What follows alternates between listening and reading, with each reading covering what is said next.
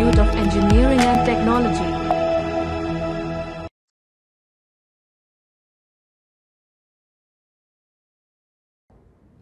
Hello students. After completion of first part of calculus, which was differential calculus, today we are going to focus on the second major component of calculus, which is known as integral calculus. Till date you know how to find integration for function of one variable only. You know its meaning geometrically also. But today we are going to discuss how to extend the idea for function of multivariables, in particular for function of two variables. Today we are going to discuss about how to integrate function of two variables if the domain of the function is particularly taken over a rectangular region. We'll see or we'll extend the idea for a random or the general region in the domain of the function f of xy, and later on we'll extend the idea for polar coordinates also. Now let us come to the application part of the multiple integration, or what do we mean by multiple integration, where we can use it and why we are finding it. If you look carefully, the function of one variable's integration represents the vector area under the curve with respect to x-axis, and if you are fixing the limits of this integration from a to b, you are finding this area under the curve up to x-axis from x equal to a to x equal to b. That means you are considering a bounded region and finding its area. So if I consider function of two variables, what actually it is going to give me at last? So it will give you nothing but the extension of area in 2D, which is volume. So whenever you are finding answer of multiple integration, particularly if you are finding answer for double integration with some limits, that answer will give you a signed volume below that surface up to the region which is defined and restricted by the boundaries of that region. So you can imagine a situation, if I consider function of two variables f of xy, then xy plane is the domain of the function. If I restrict the domain in a particular rectangular region, and then if I consider inputs only from that region, and if I transform it through the rule z equal to f of xy on the surface, finally it will create a three-dimensional solid in 3D space. So how to find volume of that solid, that is our main objective of the discussion. So we'll see various techniques to find this volume, and we'll also see how to deal with the general region in the domain, and later on we'll extend what we can do in case of circular regions. So let us start our first part, which is multiple integration for function of two variables. That means I am taking double integration over rectangular region. If I focus on the notation of this double integration, then it will look like this. Here I am taking outer variable and inner variable y and x respectively. How to consider inner and outer variables?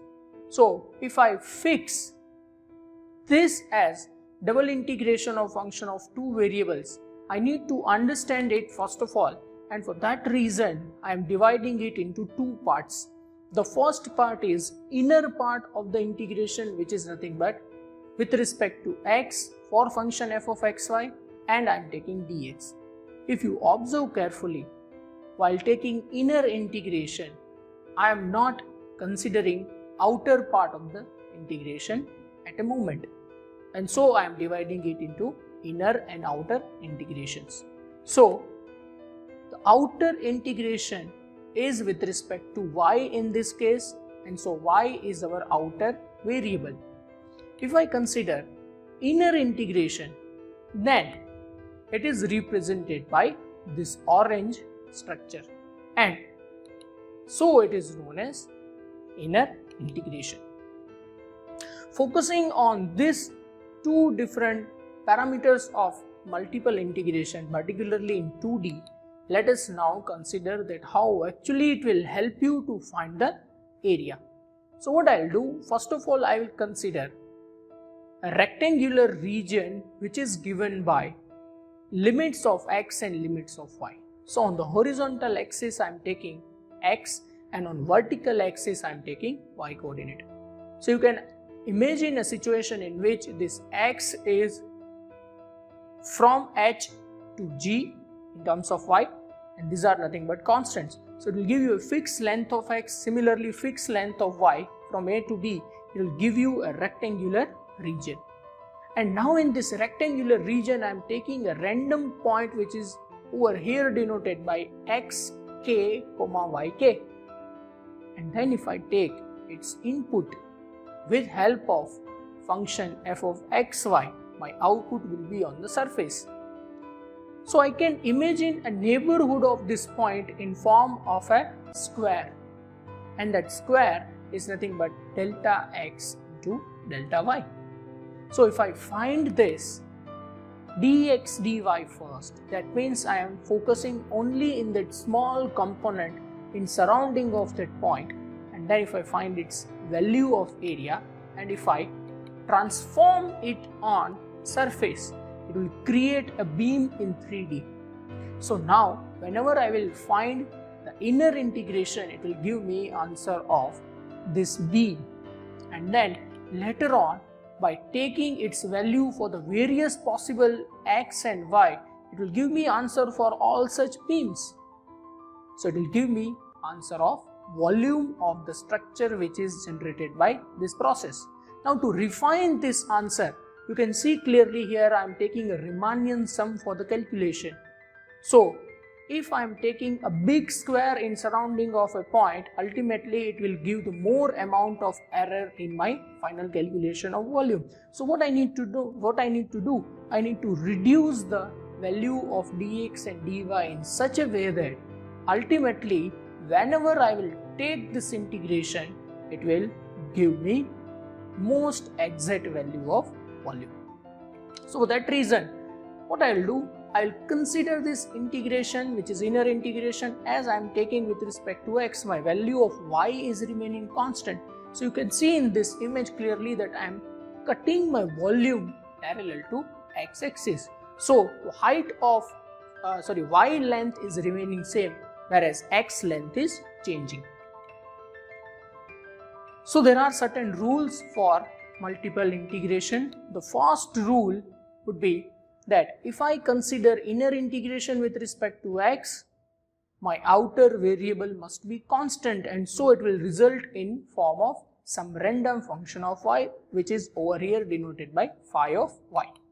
So the first rule is, in inner integration, outer variable is always constant, and the second rule is, in inner integration, limits must be in form of outer variables or they are constant. So now at the end of this first part of inner integration, my inner integration is reduced into function phi of y. Now let us focus on this outer integration. So the rule of outer integration is the limits must be constant. And finally, whenever you will evaluate it, you will get one number which is denoted by alpha, or a scalar quantity which is nothing but the signed volume of that structure which we derived under the surface. To understand this thing more specifically, let us consider one example. Here I am considering a square region as a part of rectangular region in general. So if I fix my function by surface 4 minus x minus y, if I consider values of x from 0 to 1 and value of y from 0 to 1, that means on a region of xy plane is nothing but a square with length of x 0 to 1 and length of y 0 to 1. So it will give you a square plate in xy plane. And then I am considering a function with 4 minus x minus y. I am taking all inputs from that square onto that surface, and then the beam which is created by this, that solid, for that we want to find the volume. So this is the whole objective of this question. And finally, whenever you will solve it, you will get the signed volume under the surface 4 minus x minus y which is over the region which is obtained by considering boundaries by line x equal to 0, x equal to 1, y equal to 0, y equal to 1. Let us consider this thing geometrically first. If I consider or if I construct this graph of 4 minus x minus y, it will give me a surface in 3-dimensional space. Now I am considering the region which is from 0 to 1 for x and from 0 to 1 for y. And then if I take a volume which is obtained by these two structures, surface and region, that volume is given by this purple colored prism, you can say, or a trapezium in general in 3D. So now our focus is to consider volume of this, and for that we are considering this technique. What I will do, I will cut the object in such a way that that cut is a horizontal cut. I can take vertical cut also, I can take horizontal cut also. But as I am fixing my inner variable with respect to x, at the first moment I have freedom to move in x direction only, and that means I am not touching value of y. This is the reason why while taking inner integration with respect to y, x, y is constant. So here I am taking a horizontal cut on the solid, which will give me a plate in the solid. So while solving the inner integration, at last whenever you have that value of phi of y, it will give you answer of area of this plate at any random value of y. As you can see, I can move this plate at any particular height. So that means that answer must be depending on y. So remember, at the end of our inner integration, we will get area of this horizontal plate if I am specifically considering order dx dy. This is the top view of the structure. I am cutting here a solid parallel to x-axis. Now let us consider algebraically this solution. So this is whole process which will happen throughout this calculation. What I will do, I will first of all consider a surface in 3D which is given by 4 minus x minus y. Later on I will consider the region in xy plane which is given by x from 0 to 1, y from 0 to 1. I will find that solid which is lying under the surface up to that region and I will highlight it. To understand this solid, I am highlighting it, okay? And then later on, once you know where this solid is situated, I can remove the surface to understand this structure more specifically. So now you can see at this moment I am removing surface. Now my focus is how to consider a horizontal cut. So at this moment I am considering a horizontal cut, and for that reason I am taking a point from x equal to 0 to x equal to 1 in this particular line. So it will make a cut on the object. So you can focus now on this horizontal plate which is covering a particular part of the solid, and then our main task would be how to find all such possible horizontal plates varying from y equal to 0 to y equal to 1. If we can do that thing, ultimately we are going to cover full volume of the structure. So this is how we are finding a first cut by inner integration, and by outer integration you are sliding all such horizontal plates, and ultimately it will give you a volume. So the process is almost similar to finding a volume of a book. What you can do, you can consider a book with say 100 pages, you can find one page randomly from that book, you can find its area. If you are finding area of that page and then if you are multiplying it by the total number of pages, finally you will get the volume of the book. So same process I am applying to find volume of any random structure. So now let us solve it algebraically. If I consider the solution, my focus would be first of all on this inner integral. I am solving it by treating y as a as a constant variable, and x is a variable which is free to move. So it is with respect to x, keeping y constant. And then using the regular rules of integration, taking upper limit and then taking lower limit, ultimately it will result into 7/2 minus y. Now this number 7/2 minus y is nothing but that plate which is obtained by taking horizontal cut on the solid. So for example, if I want to find area of a random cut on the object at say y equal to 1, so I need to take 7 by 2 minus 1. If I want to find area of that cut at y equal to 0.5, I need to take 7 by 2 minus 0.5. But now our main task is to add all such cuts varying from y equal to 0 to y equal to 1. And so for that reason, what I'll do, I'll consider this value for integration from y equal to 0 to 1. So ultimately, if I integrate it, my answer would be 3. And this 3 number is nothing but the volume of this structure in 3D. So this was our first part. Now we are moving towards the second part, which will be multiple integration of function of two variables over any general region. It will not happen every time that your domain or the range is rectangular. For example, if I consider a situation like this, if my function over here is with this notation dx dy inner variable x in form of h and g depending on y. So if the region which is given by these 4 values of x and y in integration limit, if it is like this, how to find the answer? So I need to take this situation in an almost a similar way, but now the boundary will change. Boundaries are not falling on a straight line. So how to deal with this situation? So for that reason, let us consider one example.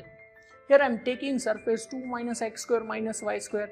Value of y is from 0 to root 1 minus x square. This is my inner variable, and outer variable is from 0 to 1. To understand the different aspect of a cut, now I am taking vertical axis, means y variable, as an inner variable. So that means now I'm going to find a signed volume under this surface 2 minus x square minus y square over the region which is given by these 4 boundaries: x0, y equal to 1, y equal to 0, y equal to root 1 minus x square. So let us consider first of all the graphical interpretation of this question. This will be my surface. Now as I am restricted into the first quadrant only, I am considering my surface into that part. So this is my surface 2 minus x square minus y square. Now I am taking region which is under the consideration: x from 0 to 1, y from 0 to root of 1 minus x square. And if you look carefully, this is nothing but the circle x square plus y square equal to 1 in the first quadrant. And now I am taking a solid which is obtained by considering this 2 region and the surface. So this is the main objective. We want to find volume of this solid, and for that what we'll do, as inner variable is y, I will take a vertical cut on the solid. I will find the area of that plate, which is a vertical plate, and then I will add all such vertical plates, which will finally result into the volume. And this will happen now if I take the top view. If I take the top view, in the previous case it was a horizontal cut, so it was parallel to x-axis. Now I am taking vertical cut which is parallel to y-axis. This is happening because I am changing my inner integration from dx to dy. So now let us consider the whole thing by this graphic. So now look carefully. Now I am fixing the surface 2 minus x square minus y square in 3-dimensional space, and then I am considering the region which is given by y from 0 to root 1 minus x square, x from 0 to 1. Once I fix this 2, I can consider the solid which is obtained by this 2 in 3-dimensional space. And once you know how the structure of the solid is, you can remove the surface, you can remove the edges of that solid. To consider that solid, I am highlighting it over here. And then what I'll do, I'll take a vertical cut which is exactly parallel to y-axis. So now I am taking vertical cut on this solid. Up to this point, you know how this solid is. Okay, so now I am taking vertical cut. As you can see, a point is moving parallel to y-axis. The only change is happening in variable y, whereas x length is remaining same throughout this cut. So at last you will receive a plate which is vertical plate. And then what you can do, you can slide this plate parallel to x-axis to cover the full volume of this solid. So this is the process which we are going to follow to find volume of this particular solid. Okay, now let us consider algebraic solution. So again I am using the same construction. I am keeping inner variable y, so treating x as a constant, and then I am taking limits 0 to root 1 minus x square. So now you can see at this junction that all inputs are now in form of root 1 minus x square. So it would be easy for me if I take a supposition x equal to sine theta. So correspondingly dx is cos theta sine theta, and then limits are now changing from 0 1 to 0 pi by 2. So this will happen to my input. So now if I focus on this formula 0 to pi by 2, I can use the Wallis formula or the reduction formula to solve this integration, and finally it will result into 3 pi by 8. So this 3 pi by 8 is nothing but the volume of that structure which was under the surface. So this is my second part, how to find double integration of any random region. Now let us move to the third part of multiple integration, which is how to find double integration if the inputs are in form of polar coordinates. So now we'll see double integration by polar coordinates. So what is the structure of this? Now here the limits are in terms of standard polar coordinates r and theta. R is the radial length and theta indicates the angle of revolution. So my function is f of r theta and my inputs are limits are in terms of r and theta. So now what is the difference in between these two processes? Now here if you look carefully, the object is randomly with the region denoted by this blue color in xy plane, but now what will happen? In place of cutting our solid parallel to x or parallel to y axis, now we are cutting it radially from the origin. Okay, and then by changing that radial strip with some angle, it will cover the volume. So the process is now different. First of all, we are cutting it radially from the origin, and then we are moving that radial strip to cover the volume. So let us consider one situation. If I take a 2r minus r cube as my function and r equal to 0 to r equal to 1, theta from 0 to pi by 2, then the same structure will be as we considered in our previous example.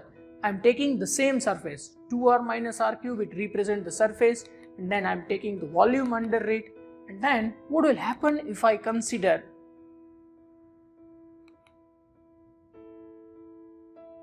radial strips? So to understand that, let us consider this surface 2r minus r cube, and now the region which is given by r from 0 to r equal to 1 and theta from 0 to pi by 2. So r from 0 to 1 means I am taking a radial strip of length 1, and then I am rotating that radial strip from 0 to pi by 2, and it will give you the same region.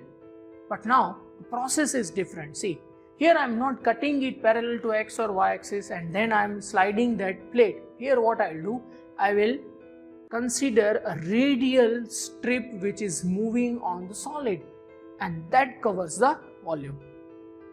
You will see that why this part is important, because in the previous case we have seen that we need to take assumption to solve the integration. We need to take x equal to sine theta, and it was happening because of that circular boundary. So remember, whenever you have the circular boundary, the polar coordinates are going to help you a lot, and this is how you are covering the whole volume. And this is how I am considering the top view of the whole process, like how to consider polar coordinates for integration if I am taking top view.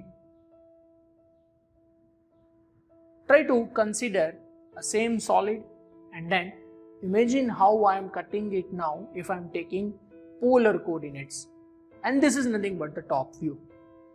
See, the red color is covering the whole region, and you can imagine a z coordinate which is coming outside from your screen. So ultimately it will cover the whole three-dimensional object. So I hope you understand the whole process which will happen throughout this calculation.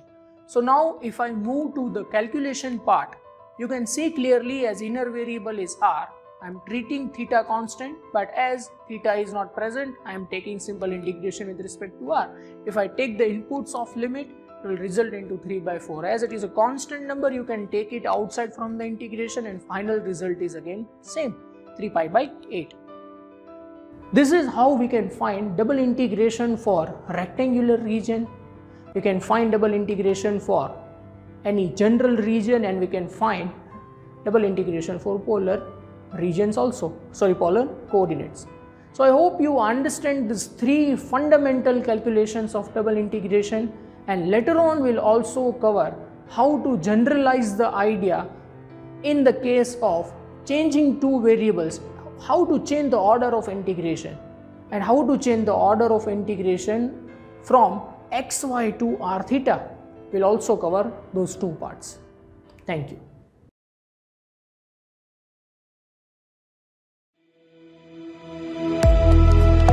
LJ Institute of Engineering and Technology.